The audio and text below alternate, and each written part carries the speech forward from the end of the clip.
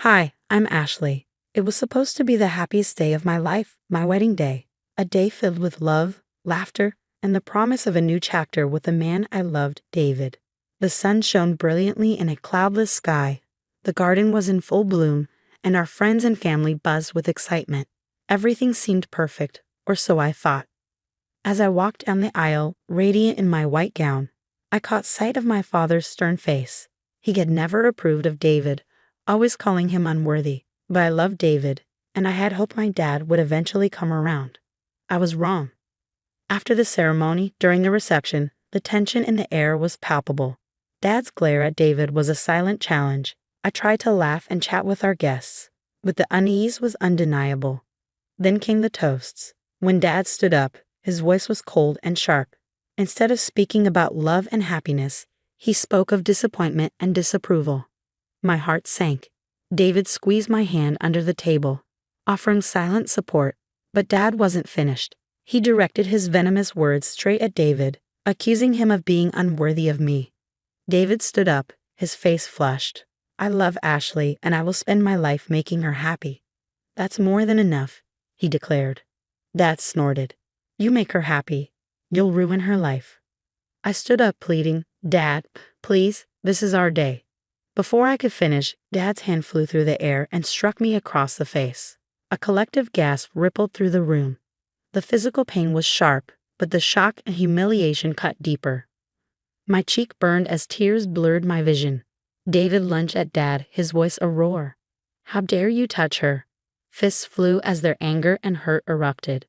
Uncles and cousins rushed in to separate them. But the fight spiraled out of control. The sounds of the wedding band were drowned out by shouts and crashing furniture. In the chaos, I felt a pair of arms wrap around me. It was Mom. Her eyes were filled with tears. I'm so sorry, Ashley. The wail of sirens pierced the air. The police, called by Mom, arrived and waded into the fray. They pulled Dad away, his face twisted with fury. He hurled curses as they handcuffed him and led him to the police car. The guests stood in stunned silence. The garden, once a place of celebration, now looked like a battlefield. Broken glass, overturned chairs, the remnants of what should have been a day of love. I looked at David, his lip bloodied, his eyes filled with a mix of rage and sorrow. He came over and hugged me tightly. I'm so sorry, Ashley. This isn't how I wanted our day to be. I leaned into his embrace, feeling the pieces of my heart breaking and rearranging. This was not the wedding day I had dreamed of, but it was a turning point, a moment that made me realize there was no going back. It was time to face the truth about my family, my father, and the life I was choosing with David. As the last of the guests left, whispering words of comfort and confusion, I knew this disaster was just the beginning. It was the start of a journey I never expected, a journey of standing up for myself, for my love, and for the life I deserved.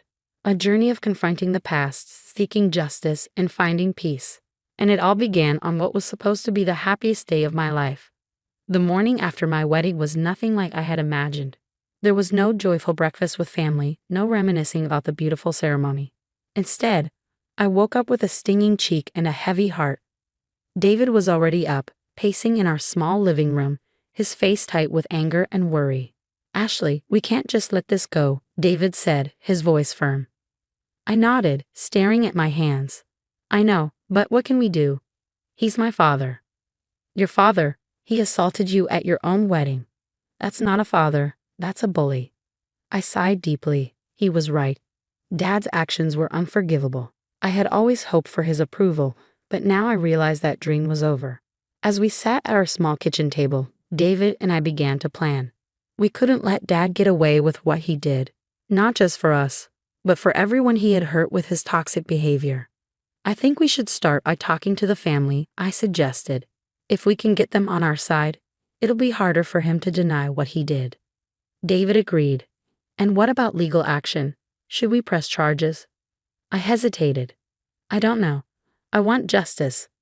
But I don't want this to drag on and consume our lives, I said softly, my voice edged with uncertainty. David looked at me, his eyes filled with understanding but also determination. We'll do whatever you're comfortable with, Ashley, but he can't get away with this. The next few days were a blur of phone calls and meetings. I reached out to my aunts, uncles, and cousins, anyone who had witnessed Dad's outburst. To my surprise, many were more supportive than I expected, sharing their own stories of Dad's abusive behavior. I always knew he had a temper, but I never thought he'd do something like this, my Aunt June said, shaking her head in disbelief. We're with you, Ashley. It's time someone stood up to him. My cousin Mike added, Yeah, it's about time. With each conversation, my resolve strengthened. This wasn't just about me anymore. It was about breaking a cycle of abuse that had gone on for far too long. David and I also met with a lawyer, a no-nonsense woman named Miss Henderson. She listened intently to our story, taking meticulous notes. You have a strong case, especially with the number of witnesses, she said. But be prepared, this will be a public matter, and it could get ugly. A knot of anxiety formed in my stomach, but I nodded. I understand. I can't let him think he can treat people this way without consequences. Miss Henderson gave a small, reassuring smile. Good. I'll start preparing the paperwork. We'll hold him accountable. The weeks that followed were a whirlwind of planning and emotional upheaval. David was my rock, supporting me every step of the way. We gathered evidence, spoke to more family members, and worked closely with Ms. Henderson. One evening, as we sat on the couch, exhausted from yet another meeting, David took my hand. Ashley, are you sure about this? I mean, I'll support you no matter what, but this is a big step. I looked into his eyes, feeling a surge of love and gratitude. Unsure, David. I've been pushed around in silence for too long. It's time I stood up for myself. David squeezed my hand. Then I'm with you every step of the way. That night, as I lay in bed, I felt a mix of fear and determination. I was about to embark on a journey that would change my life forever. But deep down, I knew it was the right thing to do. For the first time in a long time, I felt in control of my own story. I was ready to write the next chapter. In the days leading up to the confrontation with my father, it felt like living in a suspenseful movie. David and I were neck deep in our plan, gathering evidence of Dad's toxic behavior. It was heart-wrenching and empowering all at once. One sunny afternoon, I met my cousin Lisa at a local coffee shop. She had always been a bit hesitant around family matters. But as I shared my story, she opened up. Ashley, I've seen it too. At family gatherings, he's always so controlling and mean. I remember once he made Tommy cry just because he spilled some juice. Her words added to the growing pile of testimonies. It wasn't just me. Dad's behavior had affected so many of us. Later that week, David and I met with my Uncle Rob, Dad's brother. He had always been quiet, the type to avoid conflict. But this time, he spoke up. He's always been like this, Ashley. I wish I'd done something sooner. Your mom, she suffered a lot because of him. His admission shocked me. Mom had always seemed so strong, so resilient. I had no idea. With each story, the picture became clearer and more disturbing. Dad wasn't just difficult, he was abusive. A bully who had hurt his family for years. And it was time for it to stop. The day of the confrontation arrived. My heart pounded as David and I drove to my parents' house. This was it, the moment I would finally stand up to my father. Dad opened the door, his face a mixture of surprise and suspicion. Ashley, what are you doing here? And he brought him. I took a deep breath. We need to talk, Dad. We sat in the living room, the tension so thick it was hard to breathe. David was beside me, his presence a silent pillar of strength. Dad, for years you've hurt us, not just me, but Mom, Uncle Rob, Lisa, everyone. It needs to stop. Dad's face turned red with anger. What are you talking about? I've done nothing but take care of this family. I pulled out the written testimonies, the evidence of his behavior. This is what I'm talking about. Your anger, your control, your abuse. He snatched the papers from my hand, skimming them quickly. This is nonsense. They're all ungrateful, just like you. Dad, please, I pleaded. Just read them. Understand the pain you've caused. For a moment, there was silence as he scanned the pages, but then he threw them down. I don't need to take this. I've done nothing wrong. I felt a wave of disappointment and anger. Dad, all we're asking for is an apology, an acknowledgement of what you've done. His voice was icy. You'll get nothing from me. You and your husband should leave. David stood up, placing a hand on my shoulder. We tried, Ashley. We tried. As we walked out, my emotions were a whirlwind. Disappointment, anger, sadness. Above all, there was a newfound determination. Dad's refusal to apologize only solidified my resolve. I was going to see this through, no matter what.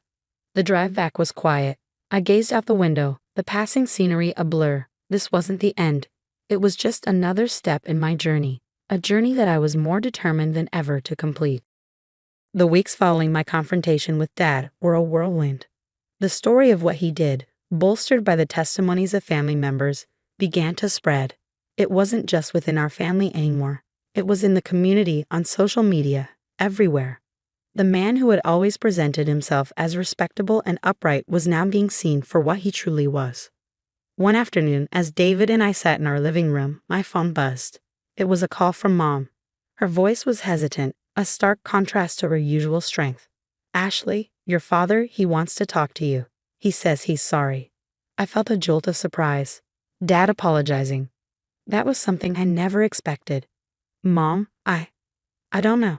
After everything." "Ashley, I understand if you don't want to. I just thought you should know." I thanked her and hung up. David looked at me, his brow furrowed with concern. "What are you going to do?" I sighed, feeling the weight of the decision settle on my chest. "I don't think I can forgive him, David, not after everything." David nodded, his hand finding mine. "Whatever you decide, I'm here for you." A few days later, I received a letter from Dad. It was an apology, or at least his version of one. He wrote about his own upbringing, his regrets, his realization of the pain he had caused. But as I read it, something felt off. It wasn't about me or the pain he had inflicted. It was about him, his feelings, his experiences. I shared the letter with David, who read it carefully. "It's your decision, Ashley. But remember, you don't owe him anything." I knew he was right. This wasn't just about the slap at the wedding or even the years of emotional abuse. It was about a lifetime of toxic behavior, and a letter wasn't going to fix that. The decision was hard, but I knew what I had to do. I wrote back to Dad, telling him that while I acknowledged his apology, I couldn't just forget everything. There would be no reconciliation, no going back to the way things were. The day I sent that letter was the day I felt a true shift within myself. It was like letting go of a heavy burden I had carried for years. I was choosing my own peace, my own happiness. David and I began to rebuild our lives, free from the shadow of Dad's toxicity. We became more involved in our community, finding joy in helping others who had faced similar struggles. One evening, as we sat on our porch watching the sunset, David wrapped his arm around me. "We've come a long way, haven't we?" I leaned into him, feeling a sense of peace and contentment. "Yes, we have. And we did it together." As the sky turned a deep orange, I realized that this was just the beginning. A new chapter in our lives, one where we were no longer defined by the pain of the past, but by the hope of the future. Our journey had been long and difficult, but it had led us to a place of understanding and strength. We had faced the worst and come out stronger for it. And as I sat there with David, I knew that no matter what the future held, we were ready for it. This was our story of overcoming, of justice, and of moving forward. It was a story of empowerment, a testament to the resilience of the human spirit. And as I looked up at the stars beginning to twinkle in the evening sky, I knew that our story was far from over. It was just beginning. Discussion. Has Ashley's decision to not reconcile with her father, despite his apology, been the right one? Was it a show of strength and self-respect, or could it be seen as an inability to forgive and move on? What would you have done in her shoes? Share your thoughts in the comments below. Your opinions and perspectives make our community a rich and engaging place. If you enjoyed this story and want to see more, don't forget to like this video and subscribe to our channel. Your support helps us bring more content like this to you. Thank you for watching, and we can't wait to read your comments.